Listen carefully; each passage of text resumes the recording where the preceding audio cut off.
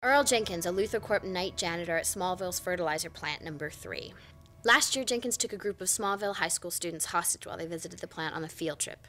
Jenkins demanded the plant management take him to level 3, a secret level of the plant where he claimed to be working around the time he developed chronic seizures. Once the hostage crisis ended, Luther Corp paid for Jenkins to be sent to Metropolis for medical observation, where he died 6 months ago. But as Earl's widow, Belinda, can tell you, Earl's story didn't end in Metropolis. Earl came home one morning.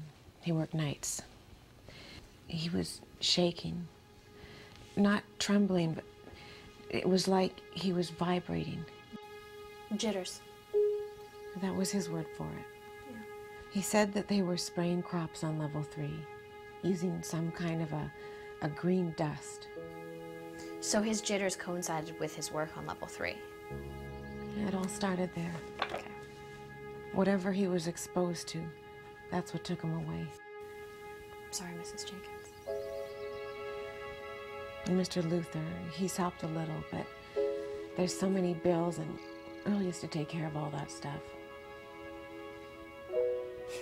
And Johnny's a handful.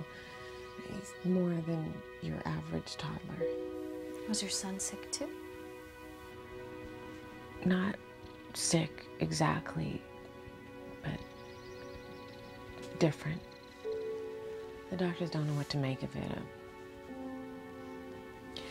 Earl thought that if he could just get back to level 3, he'd be able to figure out what made him sick and get better, but when Lex Luthor took him down there, it was all gone, vanished.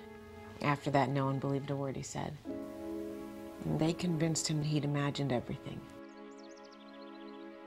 There was this one man, though, a Dr. Walsh, Arthur Walsh. He believed your husband? I'm not sure. He called soon after Earl had died and said he was very sorry for what had happened, like he was somehow responsible. He wouldn't answer my questions, but it seemed like maybe he believed. What do you believe, Mrs. Jenkins?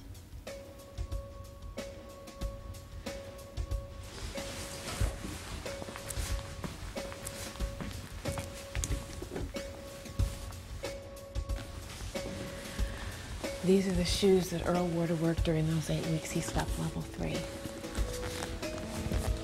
My husband was not crazy. Can we be sure to get a shot of this, please?